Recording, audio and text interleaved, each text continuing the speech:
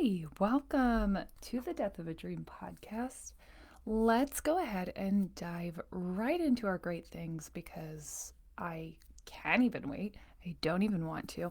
Um, so, obviously, we've been experimenting more with this idea of energy and energy exchange. And within the past 3 weeks, almost going on 4 weeks, I have this better understanding of matching vibrations and understanding all of that.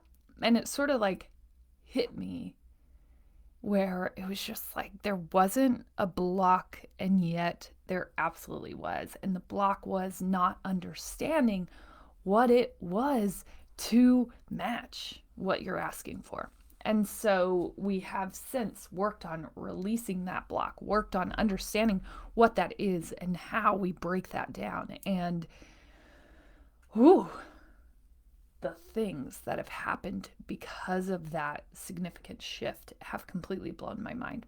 And so now I've begun just practicing it in the day to day life. Like, how do you further apply this? Can you test it on everyday, seemingly normal things? Is it possible there too? Let's start trying to test it. And so this weekend was just like such a beautiful test and beautiful, even more beautiful response of that energy. And so it was like, okay, we went shopping, and like, I'm not a huge, obviously, materialistic person, so shopping doesn't exactly rub me the same way that it used to. Whereas, like, I used to love coming home with bags and bags and bags. Now it's like, okay, what am I looking for? If I'm even looking for something, what is it and how can I find it? And like, important to me to also support the community that I'm in, important to me to also find things that are sourced by people I know, or at least, having that outpouring of support for the place that I live. So, when you get that specific with how you spend your money, obviously it becomes one, harder, but I would say two, even more importantly, so more intentional, right? And so I go in and I want, I think, like three things. And I don't say them out loud, but I'm thinking this the whole time. I want just like a big candle that's just so yummy and delicious that it smells up my entire house. Okay, big candle, got it in my head. And I want to find some locally sourced vegan soaps so that I can upgrade and change out current soap that we have for these locally sourced vegan soap options. And so I'm walking around the main street of this little town, and all of a sudden, we just start going into stores, and like the world starts opening, not only for me, but also for my sister in law. And we're both floored at this point. It's just like, wow. It was almost as if people could feel just like the happiness and the vibes radiating off of us, and they were responding. And then, like, and not only that, right? So they're just matching our happiness, and they're happy that we're there, and we're happy that we're there, and we're all just vibing in this little happiness bubble. And it's negative at least 10 degrees outside, and we're still just met with warmth and love every place that we go. And then we would go into these places looking for these very specific things, never asking for those very specific things. And then all of a sudden it would be like, oh my gosh, you like those? It just so happens that they're half off today. Never believe it. And this happened like 4 times throughout the day for these like very specific visions of what we wanted set forth before we even started. And like, what just happened? And I don't know. But it ended up happening so many times that day that both of us just like walked out in amazement with this kind of day that we had just created for ourselves. And I think it just goes to show that it's real, right? And so often we don't believe and trust that the things that we want are meant for us. And instead, I think you can ask.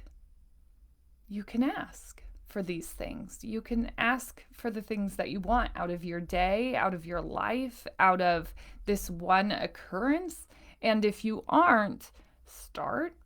I will say the key probably is in matching that frequency. So, like, we can't.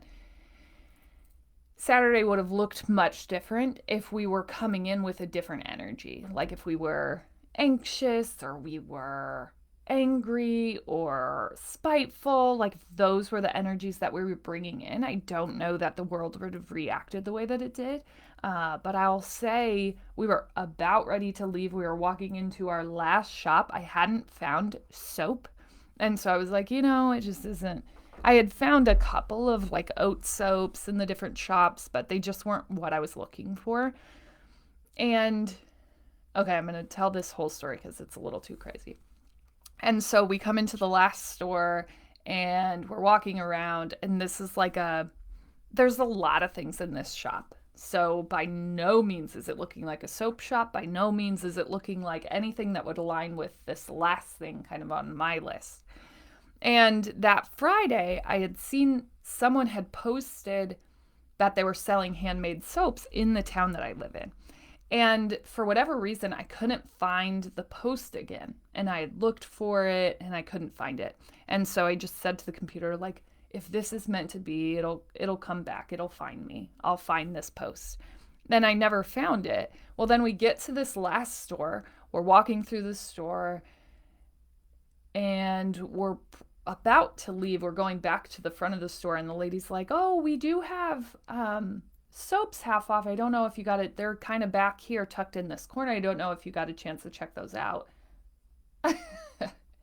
Right? Crazy. And so then we obviously go back to the soaps, or I obviously go back to the soaps because I know that I'm interested in that. And then I'm looking at them, I'm checking them out, smelling them, loving all the different options that there are. And then I flip it over, and it is the exact soap that I was looking at on this page that I had lost the post. It was the soap made in my hometown by this person that had posted, but I couldn't find it.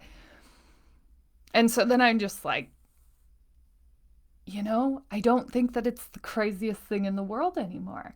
I think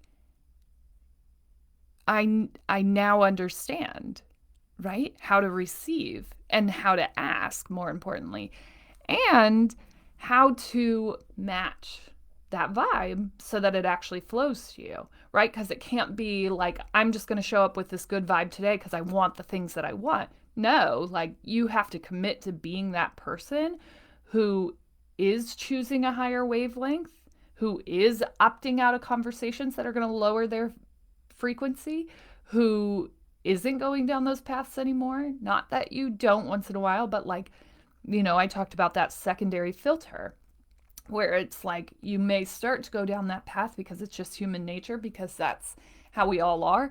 And you can choose to pull that conversation back in. Well, that's choosing a vibe.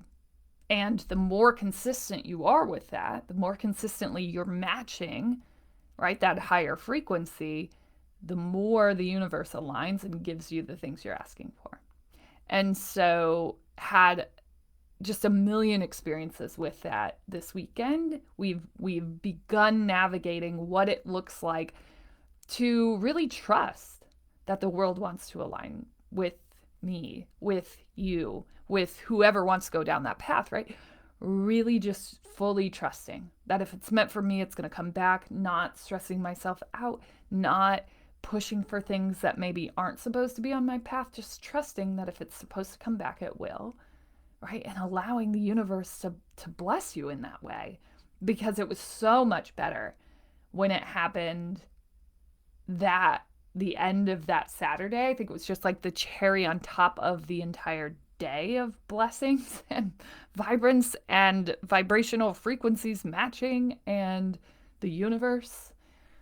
And I don't know, if it had happened on Friday or even Saturday, like just through Marketplace or wherever I had seen it, it wouldn't have been as beautiful of alignment and story. And so sometimes we're forcing ourselves out of the universe giving us what we want in a more beautiful way. And I think that's the key.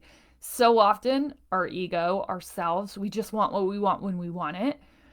And sometimes the universe has a better, bigger plan for you. And it's hard to trust that, but you can. I've seen it play out now, and I've been testing it on smaller things just to see. And I think this weekend was such a great testament of the truth of that. So that's my great thing. Go ahead, take time, recognize yourself for your great thing. Start calling out and testing. When you ask for things, how does that play out? Where does that come from? How are you trusting that? How are you matching that frequency? Were you matching that frequency? Are you, finding places where you are taken to that lower frequency? Are you looking for opportunities to higher your frequency? And are you starting to protect and guard your own energy, and looking at places where maybe it's being stolen from you? Okay? You can test it. You can start looking at it. It's not a perfect practice. You will not do it overnight. You will not be perfect overnight. And you should not hate yourself for having those moments still. But start paying attention to it. Okay. Do your great thing. Just do it. Don't question it. Let's go ahead and get into today. So I had this thought as we were wrapping on Friday. Really, you are a reflection of who you're being. And I think about that a lot as when I started this podcast. And I think about what I was attracting early on because of the vibe that I was putting out. And while I was on this podcast and in other places, I was very much like, no, I'm this person. But day to day, I was this kind of desperate, angry, spiteful, lonely person. Okay? Even though that's not what I appeared as in the morning here. And sometimes I definitely did.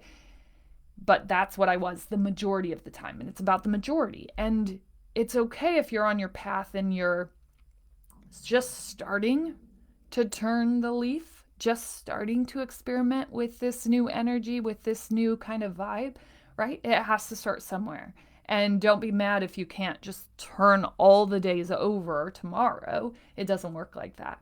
Over time, you'll be able to level up and keep experimenting and see a shift, but it's not going to happen in one day. But basically, the majority of my time was spent in still spiteful, angry existence. And so I was attracting those people. And I think it gets hard when you start to level up because what happens is you start to attract new people and you're still attracting those old people as a test, right? As a chance to kind of test out of maybe those old experiences, of maybe those old energies. And so that's what starts to get confusing because I was tracking back and thinking of the people that I attracted over these last couple of years. And I'm like, why was I still attracting that type of person at that point? Because really at that point, right, the reflection was pretty clean and clear. Well, as I start to sort through that, some of them that would come in later really were meant to test. And some of them come back up as tests again and again and again. And that's probably because ding, ding, ding, you haven't tested out yet. You haven't passed that test yet. But really, the reflection piece is really, really important. and start to think of the kind of people that have been attracted to your stratosphere as of late, as of last, right? Think of how they were responding to who you were being and how they started to respond to who you are now. And if some of those people fell by the wayside, it's probably because they could understand that there wasn't a vibe there anymore. And I think that that's what's super hard about marriage and relationships is like that's the guarantee to grow together, to grow as one, unless you're not planning on growing, right? But most of us grow and change over the years. We all have different experiences that are going to kind of shape and shift us to a new place. And so it's important that you're kind of doing that work together and continuing that conversation and that communication within one another. But bottom line, you are attracting your reflection. You will reflect who you are in that moment, right? And so they say that your 5 friends show you who you are, or they will be what you become. That's really not because those people are successful or they aren't. That's because energetically you are attracting what you are. And so it's not it just seems like, oh, I would just hang out with these people and that would make me, right, this person. No. Because you won't even draw those types of people in unless you are matching that, right? Unless you're willing to take that step outside. And I think about this for a very long time. I had wanted to be in this network of people, right? I had this idea of who I wanted to become and what I wanted to do. And I had been invited into those circles, but I didn't really feel like I belonged, not because I didn't, but because I just wasn't accepting that that was a life that was possible for me. And now that we have kind of laid that down and we're like, no, this is the life, this is the vibe, this is the energy. Now that we've done that work and we've experienced that, now all those connections and things are happening left and right. And I don't even ask anymore, right? I'm being asked. And I think that that's just a testament to what you are, you attract. And when I started to embrace and acknowledge that I was this thing, right? That I was this person finally, that I was becoming who I wanted to be, I could start to attract those opportunities. I could start to attract those networks and those people. But until I let that final block down, right, they were like running from me and I couldn't understand it. And as a result, I was getting more desperate for those groups and attracting desperate people. And the cool thing is, about attracting desperate people is they can't really take you anywhere. Right? And so if your vibe is desperate, you will attract desperate, and we will get nowhere together, except for desperate, and probably then our relationship will grow from desperate into like spiteful, from spiteful into angry, and from angry into likely quitting whatever it was and just hating our lives. And I don't know. I think about all of the things that I've attracted over the years, and I never fully embraced or acknowledged the power of attraction. And I know some of us can go, oh, I don't really believe in attraction because I believe that you have to move and aggressively chase things. And while I agree, only to a certain point. Yes, you have to take steps forward. And I've always said, period, bottom line, you have to move in order, right? You have to create that frequency in order to attract that, no question. And it's no different with friends and reflections and all of those things, right? You have to put something out there. You have to be something. You can't Aaron Burr the entire situation and just be nothing and float and get what you want. It doesn't work that way. At some point, you have to plant a flag. You have to be about something. You do, otherwise you'll just be angry and spiteful and end up shooting Alexander Hamilton. I don't know. I get it. I get it. Right?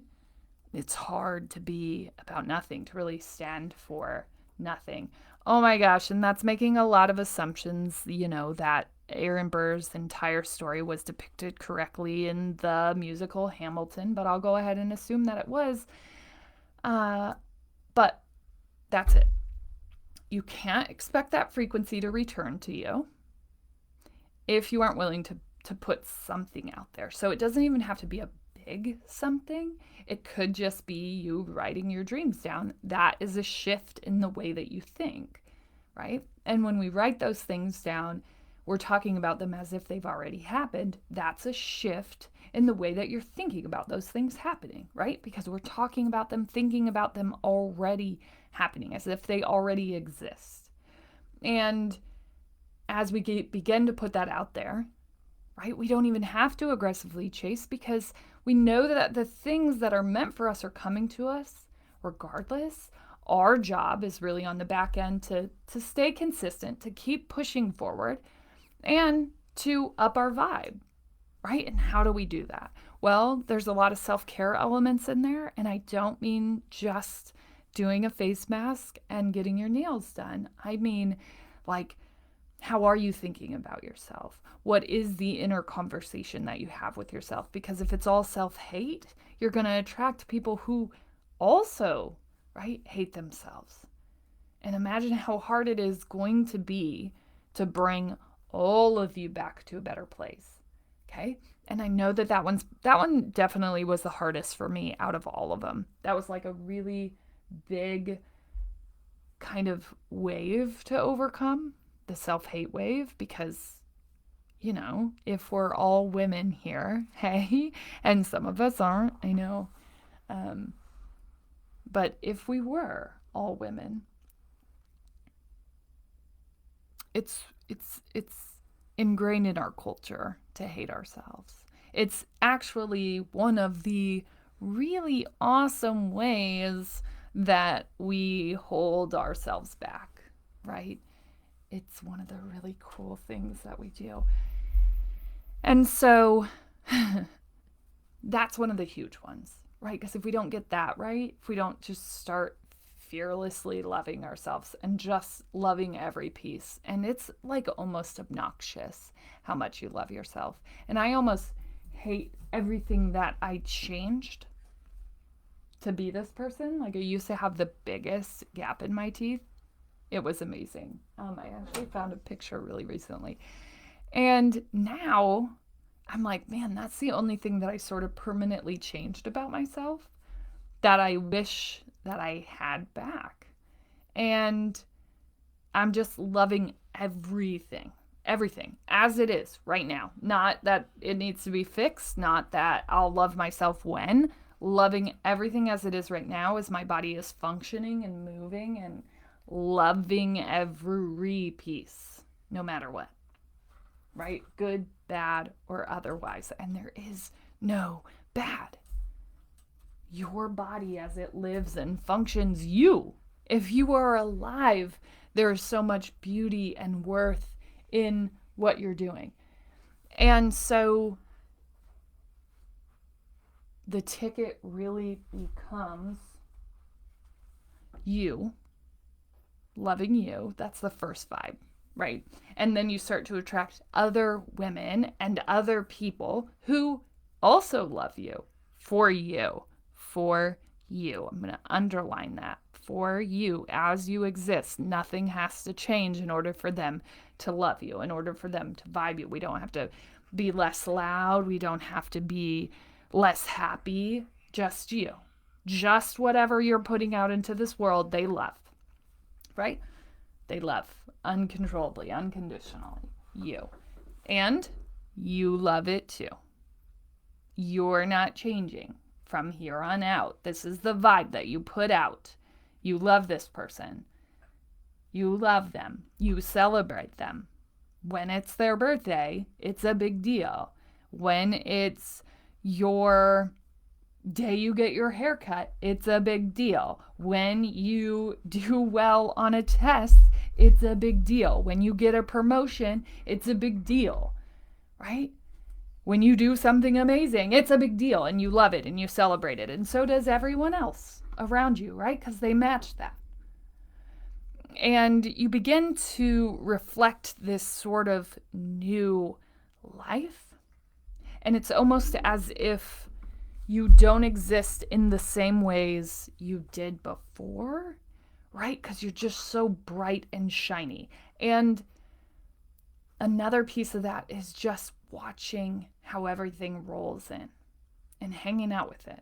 And I know that that's one of the scarier ones, one of those self-love pieces, because you hear that dialogue going over in your head and you hear it kind of working its way into hating yourself, especially because most of us were raised that way. And once we start to get in control of what those thoughts are and how they roll in and out, we begin to become the master of our own mind. And we begin to open up the channels of self-love as they exist even wider, right? And that's not a perfect practice either, but I will tell you it gets easier and easier as you continue with this work. But mostly, if you don't love yourself, you will attract other people who don't love themselves, right? And it will be hard to level up together unless you decide that you're going to shift that together. And you decide that you're going to change that frequency. Otherwise, you may outgrow that person if they don't go on that same journey with you. You may not find matching frequencies together. You may not reflect that person anymore, and you may have to let them go. And they'll get there. They may see this new light in you and have to go away for we talked about that, right? They may have to go away for a little bit, and then all of a sudden they may come back booming into your life and be exactly what you need. But be okay if they aren't, and be okay with just letting them go for a sec if that's necessary, if they're really intersecting and interfering with your vibe. But no, there will be some people who are sent to test you. It does not mean that you are not this new vibration. It does not mean that you are attracting bad people because you are a bad reflection. And I really struggled with this for a while because I'm like, why am I attracting this type of person? Why am I still attracting this type of person? What's going on? And now I realize these were just test people. They were merely pawns to see if I bait back in, to see if I go back there, to see if I go back to that spiteful, angry person, right? And for every test, you're usually sent like 2 perfectly matched vibrational beings. So normally they're 2 to 1. You get 2 beautiful people that you needed right in that moment, right in that cycle, that season that you were in, and you get 1 tester. At least I hope that that's your experience. But definitely be on the lookout. If something seems really similar, so say that you have a boss that maybe you didn't vibe with, that vibrationally was matching you at that point, but then you changed, and then later in life you have someone who seems very similar to that boss, that's probably a test, right? And start to think through who are the tests in your life right now and who are the truths. Because that's sort of how those reflections come in. Okay? All right. Go on. Go on, live your life. And just be great. You reflect who you are. As always, you're smart, you're strong, you're beautiful. What are you going to do? Change the world.